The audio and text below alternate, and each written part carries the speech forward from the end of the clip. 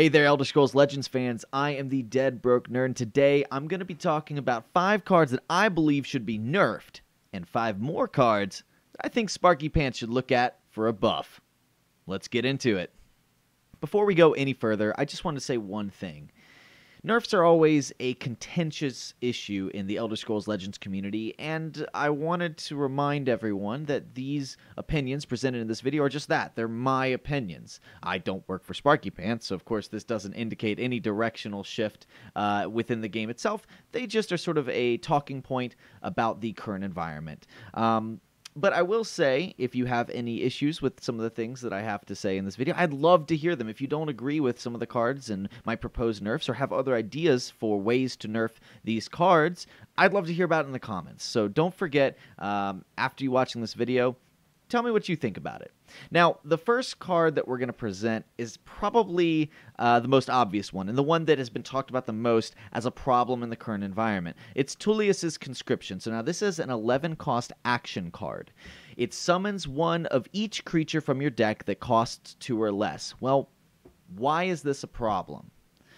To start with, it's a big finisher. It's something that immediately can pull up to 8 2 costs or lower from your deck onto the field, flooding your board with usable minions. Now, I say they're usable minions. Why? Well, 2 costs more than, I think, almost any cost in the game. 2-cost creatures, they're really powerful for their cost. They're a foundational building block in the game. Playing a 2-drop is something that you almost always want to do because they're so powerful. There are tons of 2-drops available that you can pull with Tullius's Conscription to fit various needs. You have immediate impact cards like Shrieking Harpy and Murkwater Witch that will control your opponent's board. You've got defensive cards like the Fighters Guild Recruit or the Barrow Stalker that you can pull. There are buff effects by 5th Legion Trainer and Ward Crafter. You've got draw effects from Sly Marshblade, Thieves Guild Recruit, and the Brotherhood Assassins from Ungolem. There's even charge minions you can pull with it, with Redoran Forerunner and Stormcloak Vanguard. The point being, you can tech your deck any way you like it, with 2-cost cards that not only will be powerful when pulled from Tullius's Conscription, but will be powerful other times in the game. The thing is, this card is neutral. And so any class or any color combination, whether dual color or tricolor, has a good argument for running what is clearly one of the most powerful cards that allows them to pull all of those powerful 2-drops, and whichever ones they choose are the best fit for their other cards they want to include, to pull them onto the board in a powerful, swingy, late-game play. One more problem. It thins your deck up to 8 cards, allowing you to go and dig for very powerful combo cards and synergies. Like, well, Journey to Sovngarde, something that allows you to shuffle all of those little guys that eventually die back into your deck with a big buff. So we hardly ever see Conscription decks without Journey to Sovngarde these days because it's such a powerful combo and because it's achievable since Tullius's Conscription actually thins your deck, helping you to go and find it later. The solution? Well, that's complex. People have recommended several things, including silences the creatures as they come in, and discarding your hand when you play it. Something to sort of evoke the idea of conscripting a bunch of soldiers, something that in war times is, you know, a kind of a desperate play, right? I'm not sure I like that option. The thing is, I think this card deserves to be assigned a color. Think about it.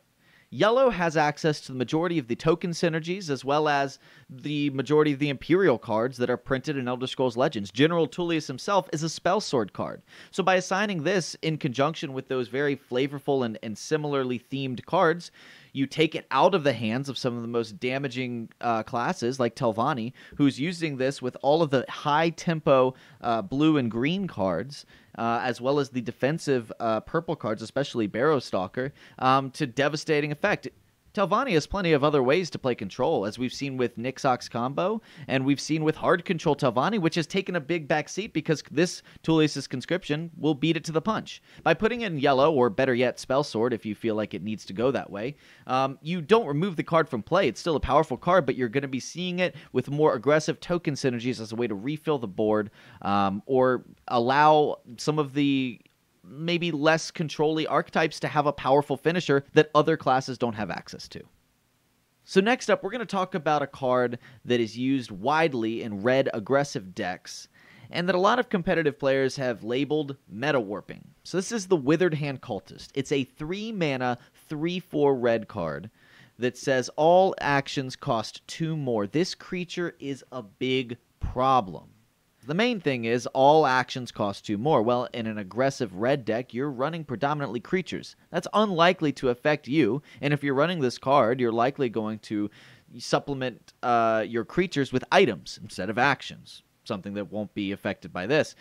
But you can't go into a game knowing whether or not your opponent has a Withered Hand Cultist. If you see a red deck and you are trying to play a controlling or even a mid-rangey, let's say blue or purple deck that wants to use actions as a way to control the early game, you end up running into this card on curve and you're out of luck.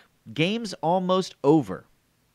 Part of the problem in this is really, it's above average stat distribution as well as having a dominating effect. The average stat distribution being generally 2 times the cost of the card. So the cost of the card is 3. Average stat distribution for a 3 is going to be 6. This is a 7 stat distribution card, and more importantly, it has a 4 on defense, meaning it's much harder to kill. That can create a big problem when you're not allowed to use your lightning bolt to answer it on turn 4. Much less your Reverberating Strike, which costs now 5, or your Crushing Blow, which costs 5. Heck, I mean, you can't even get close to you. You need 2 Firebolts, which each cost 3 in order to kill a Withered Hand Cultist. Even a Silence, right? Like Sorcerer's Negation, which, it'll silence it, removing the effect in the future. It still doesn't kill it. Your opponent is still left with a 3/2 body. This card has to go one of 2 ways in the future. So the solution has to come from one of 2 things. One, either the effect has to not be so detrimental. One of my recommended nerfs would be all actions cost 1 more. You still won't be able to play your Firebolts. You'd be able to play it on turn 4. But the thing is, like a Crushing Blow will still be tough to play to answer it. You still need a Lightning Bolt, and you'll have to wait till turn 5, but it won't completely ruin everything. Your Firebolts now cost 2, so on turn 4 or 3 with the coin, you could play 2 Firebolts to kill it. The better solution, honestly, is I think you should make this card a 4/2.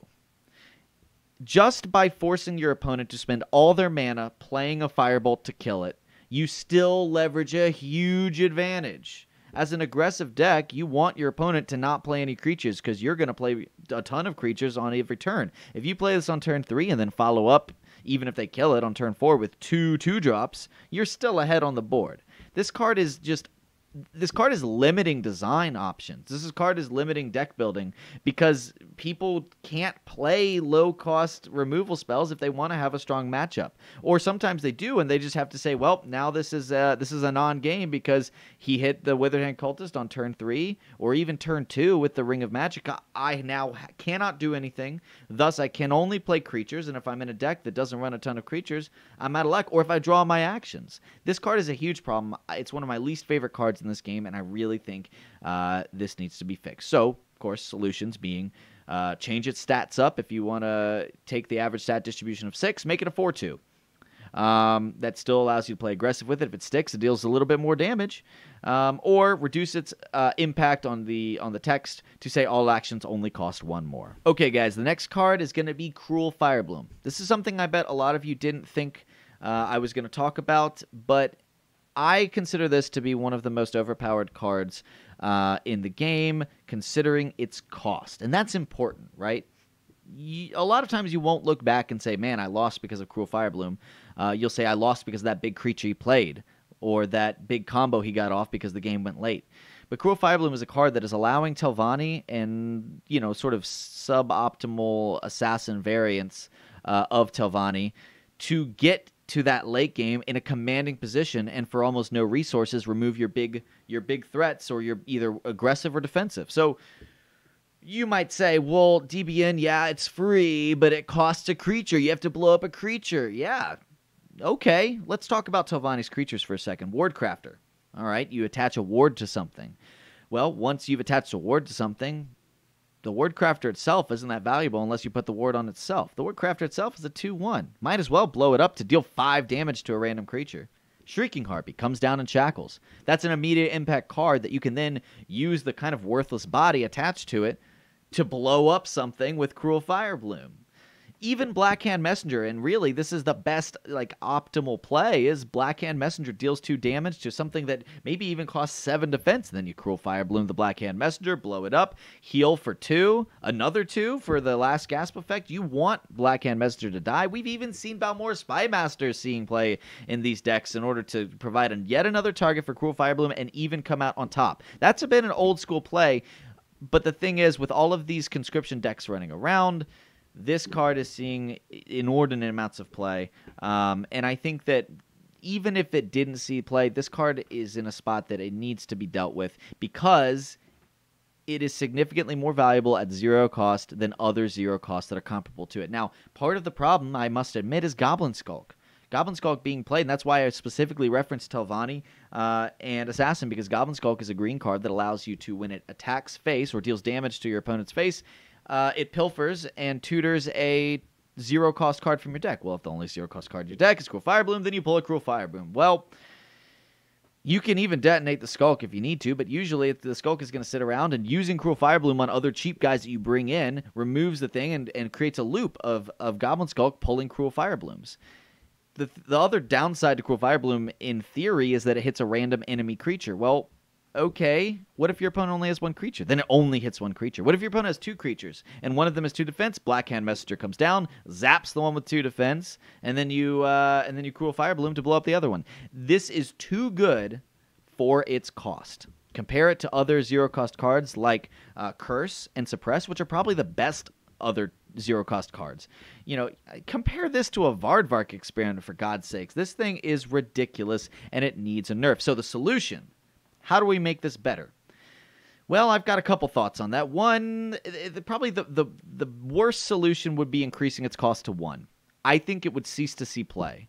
Maybe it would see play, but the problem is it no longer becomes a card that can be tutored to find removal. Okay, so I'm not sure I like that solution. Another way would be to reduce the amount of damage it dealt. Maybe that is the solution. If it dealt 3 damage or even 4 damage, maybe that's more in line with sacrificing a 2-cost creature and having a card that you could easily pull from your deck with a Goblin Skulk. But what I kind of like, and this maybe is not enough, but I think it's a slightly more elegant solution. It might be abused, so I'm not sure, but I kind of am interested in the possibility of it sacrificing a creature to deal 5 damage to a random enemy. By removing random enemy creature and replacing it with random enemy, that means it could hit face, which a lot of you are like, whoa, a 0 cost card that can hit face? What are you thinking? I don't know. Maybe it is stupid. But the idea is if I'm in the early game, which is when Cruel Fire Bloom is most active, and I have an opponent who is playing a control deck, I would like the possibility for Fire Bloom to hit me in the face, triggering my first rune and giving me a card. I kind of don't mind the idea of this being used in a late game scenario where your opponent is able to remove all of your creatures in order to spam a couple Cruel Fire Blooms. That's a neat combo in my mind, and something that can be, played around by playing a lot of creatures in the Shadow Lane that are hard to remove.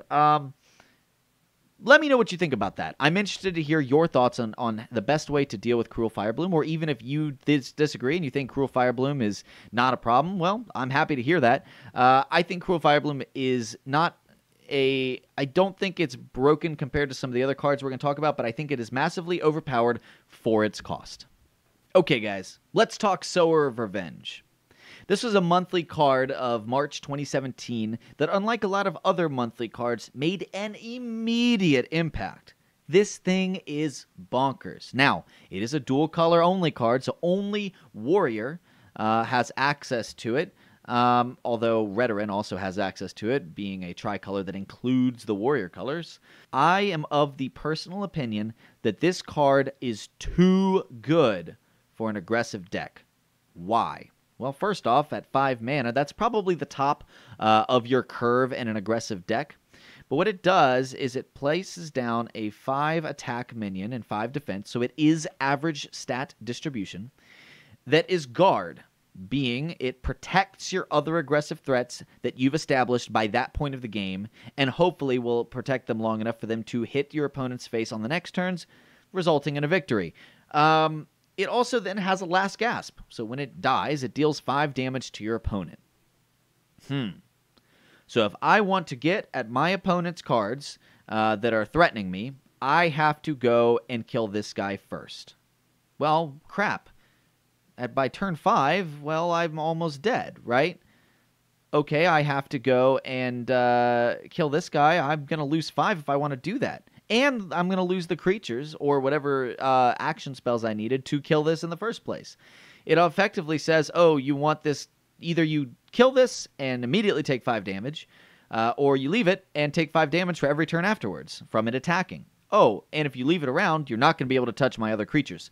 This is too strong of a finisher for aggressive warrior decks. Things that, I mean, this month we've seen a decline in aggressive warrior, but I think it's more due to experimentation rather than to aggressive synergies. In fact, in Warp meta, we saw an aggressive deck battle its way all the way to the top and win. Not just an aggressive deck, an aggressive lineup from Frenzy. Had 3 different aggressive decks, Warrior, Halalu, and Crusader. And the Warrior deck put in massive work, and we saw in several games how absolutely devastating this deck is. Sower of Revenge being one of the most powerful finishers for the class, and even used in later game decks just because of its massive body and powerful, potent effect. The other thing people tend to do is fill up a lane and then overflow to get this last gasp after its attack. There's just too many ways to use this card's ability, and it's just too strong, I think. Again, guys, my opinion. I'd just like to see some other top-end options. There's so many strong 5-drops that they have access to, including Wood Orc Headhunter, which has the requirement of controlling an orc, an Underworld Vigilante. I think Sower of Revenge is just a little too much, and in my opinion, is an auto-include in that archetype, at least as a 2-of. How do I fix this? Well, it's not my job to fix it. Thank goodness, because I'm not really sure where to start. Maybe reduce its stats a little bit. Maybe take its defense down to 4 so it can be lightning bolted. But again, killing it is kind of not what we want, right? As playing against this card, killing it stinks. Obviously, the best solution is a cast into time, but that's one of the unique cards that doesn't trigger a last gasp. Not a lot of other things do. I think when it comes down to it, maybe increasing this card's cost to 6 might be the solution. It's still very powerful. It still does what it wants to do, but it's no longer going to be able to be played right on turn 5, and having a 6-mana 5/5 is below the average stat distribution. It just waits one more turn for a deck to be able to try to stabilize and remove some of those threats before something comes down to protect them.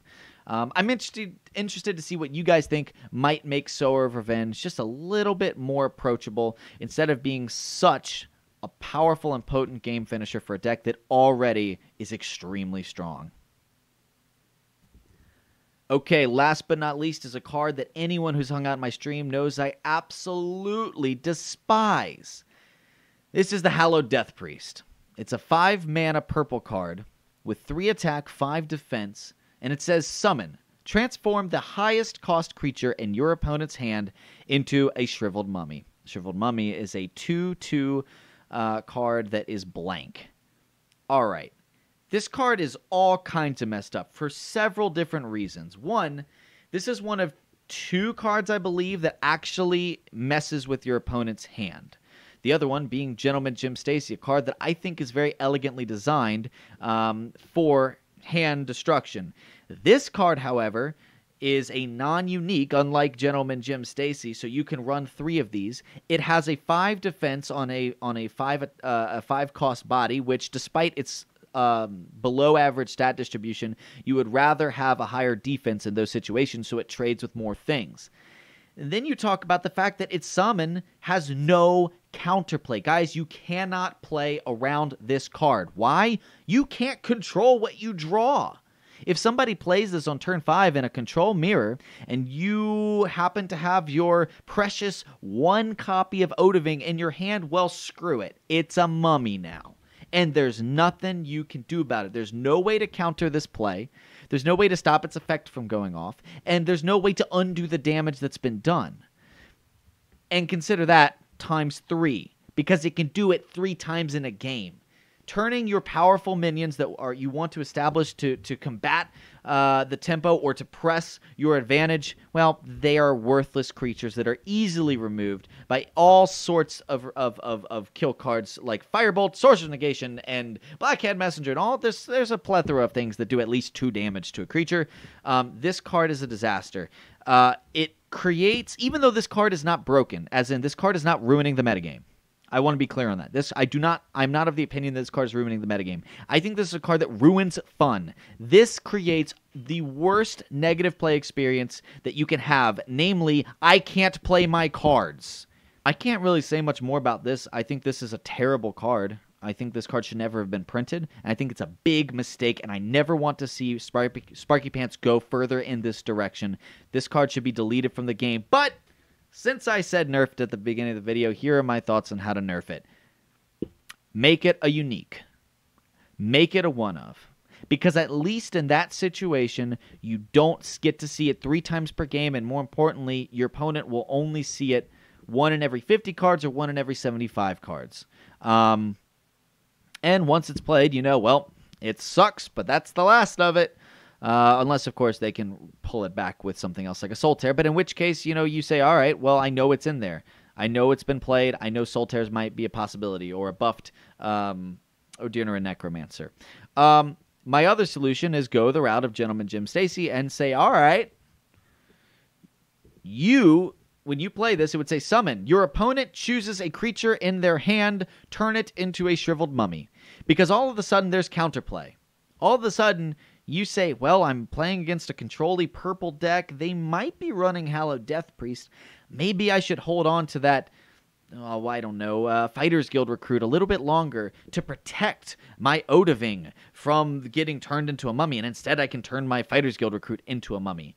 Anything like that, or even like a Spud card, like a Murkwater Goblin that you pull off a certain pawnbroker. All of a sudden, you hold on to it because you don't want... It's a way to make a conscious decision. It gives the players agency of how to interact with this card. I would be happy if this card got deleted from the game. I would be happy if this got nerfed so bad that no one ever wanted to play it ever again. But those are my 2 recommendations that would not just remove it from continuity, but instead make it playable without being so damn unfun. Okay, so the next card I wanted to talk about is the Arcane Enchanter. This is a card that saw a limited amount of play after the Heroes of Skyrim expansion was released. It is a 3-mana support in blue, or intelligence, that says whenever you draw an item, give it a random keyword. I think this card is really, really cool. I really loved when I got to play it in an item sorcerer deck, and I think I even played a little bit in item battle mage. But unfortunately, it didn't stand the test of time. This is a card that is very recognizable thing, the Arcane Enchanter being a core element of the Skyrim video game. So when Elder Scrolls fans come over and want to try Legend, they see the Arcane Enchanter and they say, wow, I know this. I remember, crafting and enchanting my cool dagger with this, right?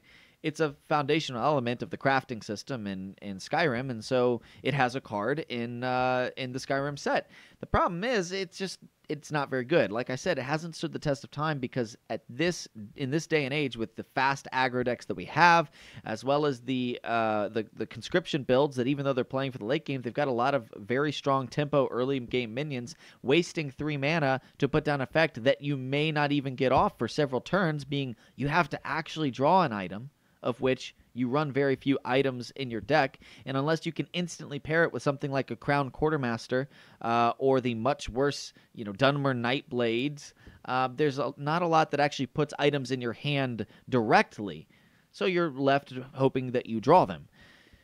This card is such a brilliant idea, right? You're enchanting your items. It's so flavorful. It evokes so much just by existing there, but it's just too expensive. It's too slow.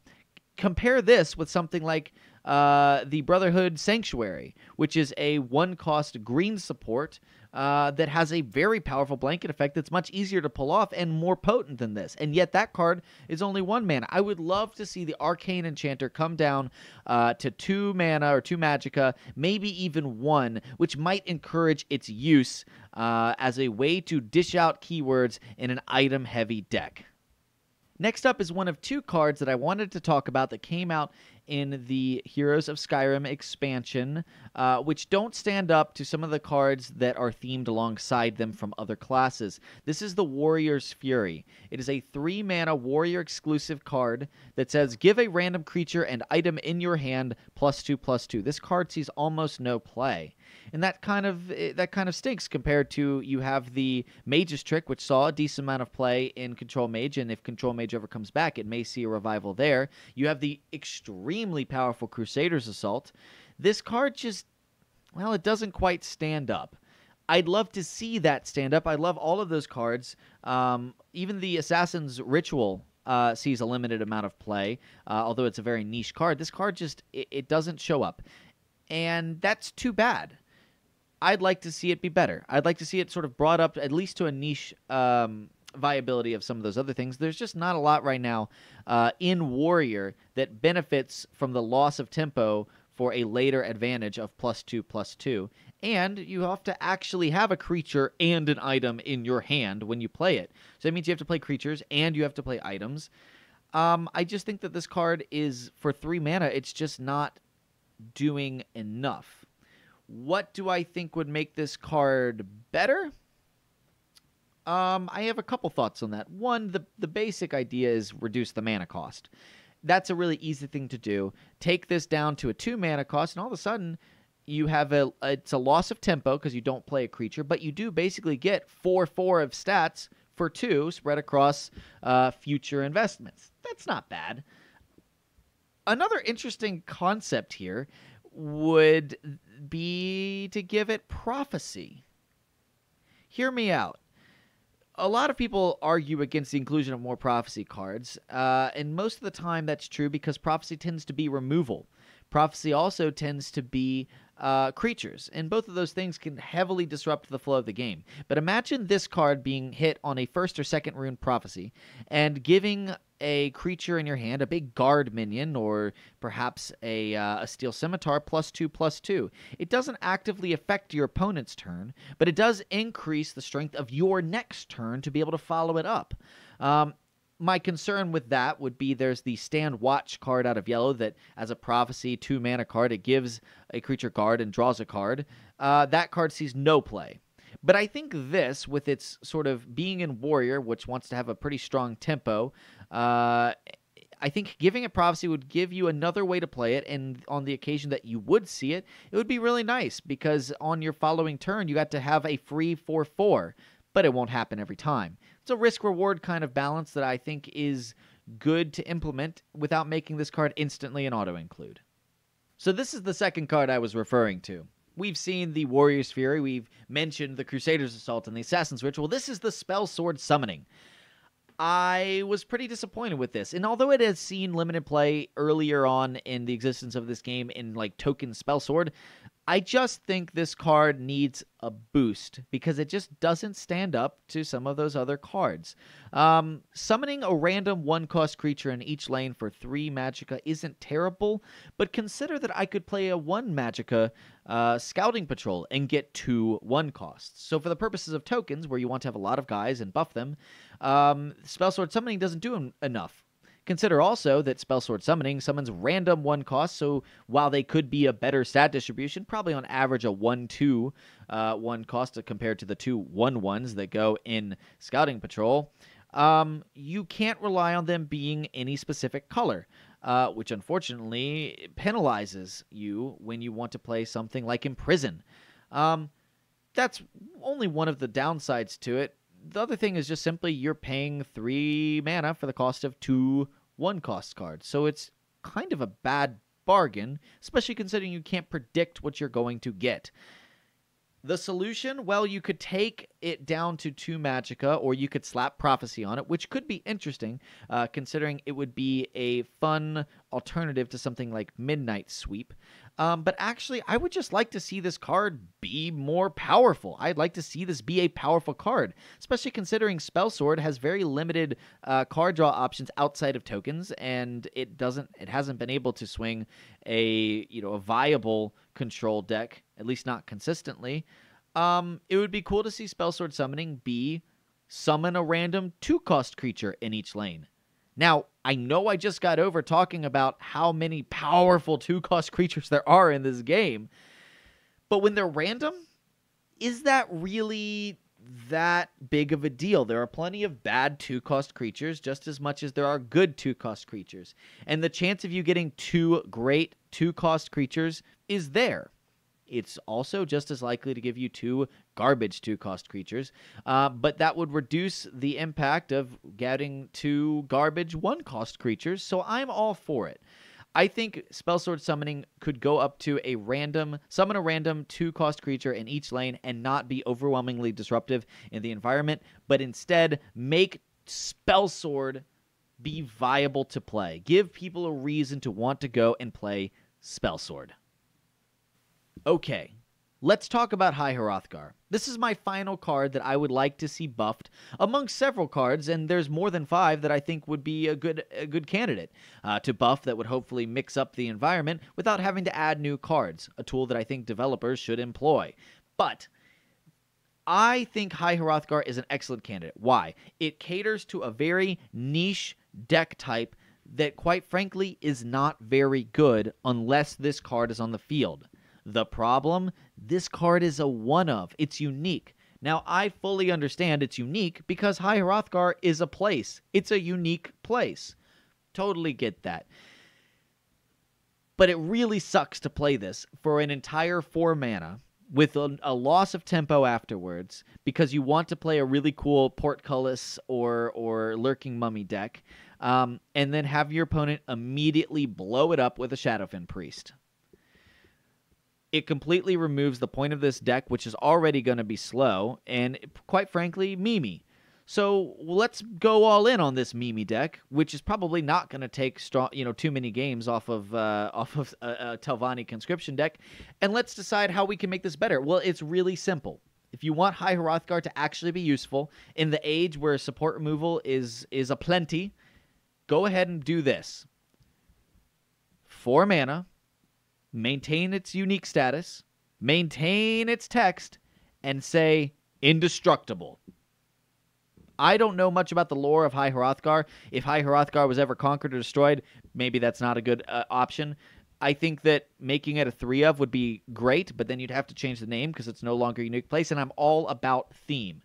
But making this card unable to be destroyed by your opponent's support removal, aka once you find it in your 50 or 75 card deck, considering it's a one-of, you've got it for the rest of the game.